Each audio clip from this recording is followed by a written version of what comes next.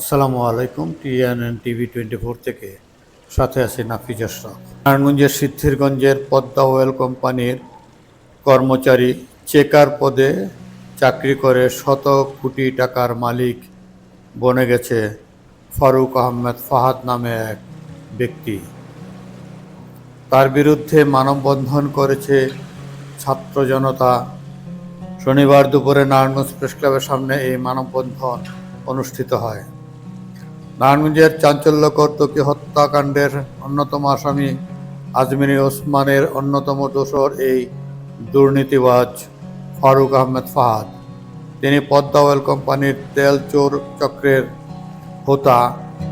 ফাহাদের বিরুদ্ধে 2023 সালে 12 December independent টেলিভিশনে তালাশ নামের প্রোগ্রামে অনুসন্ধানী রিপোর্ট প্রচার হয়। সেই রিপোর্টে ফাহাদের নারায়ণগঞ্জের গোদনাইল এলাকায় একাধিক বহুতল ভবনের ভিডিও চিত্র দেখা যায়, যার মূল্য বলা হয় শত কোটি টাকার অধিক। এলাকায় তার বিশাল প্রভাব প্রতিপত্তি।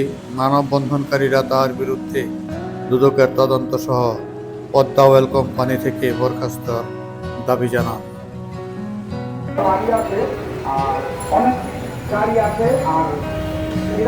জীবনযাপন করতে মাত্র 15 থেকে 16,000 টাকা বেতনের কর্মচারী। তো আমরা এই টাকা হিসাব চাইতে পারি না? কৃষক এই টাকাগুলো আর অর্জন করছে, এই টাকাগুলো হিসাব আমরা চাইতে পারি না? অবশ্যই আমরা পাই। আমাদের কাছে ক্ষমতা আছে, এখন আমরা অবশ্যই তার টাকা হিসাব করে চাইতে পারি।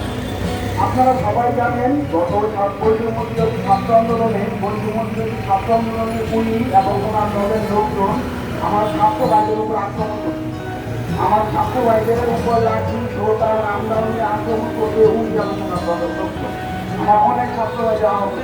কিন্তু আমাদের এই যে পদ্মা ডিপো, এটা হচ্ছে আমাদের রাষ্ট্রীয় একটা সম্পদ, যেটা হচ্ছে যে আমাদের জ্বালানি মন্ত্রণালয়ের অধীনে। তো জ্বালানি মন্ত্রণালয়ের অধীনে এটা হচ্ছে রাষ্ট্রীয় সম্পদগুলো প্রতি বছর কয়েকশো কোটি টাকা এই ক্ষয়ক্ষতির মুখোমুখি হয় সরকার। কেন হয়? এই দুর্নীতিবাদদের কারণে। এই যে ফারুক আহমেদ ফাহাদ, আপনারা এর আগে হয়তো দেখছেন পেপারে, তারপরে হচ্ছে বিভিন্ন মিডিয়ায় ওনাকে নিয়ে বিভিন্ন লেখালেখি হয়েছে, অনেক কিছু রিপোর্ট গেছে। তারপরে হচ্ছে তার নামে অনেক অভিযোগ আছে, সেগুলো হচ্ছে এখনো পর্যন্ত তার কোনো প্রতিকার এখনো পর্যন্ত পায়নি। তো আমাদের গণমাধ্যম কর্মী ভাইদের যারা আছেন, তাদের কাছে আমাদের জোর দাবি থাকবে, আপনারা এইটা খুব একটা সুস্থ তদন্তের জন্য মাননীয় উপদেষ্টা মহোদয় জানা আছে, তারপরে সবার কাছে জিনিসটা ছড়াই দিবেন। এবং আমরা মূলত এখানে দাঁড়াইছি যে কোনো দুর্নীতি কোনো সরকারি প্রতিষ্ঠানে থাকতে পারবে না, কোনো দুর্নীতি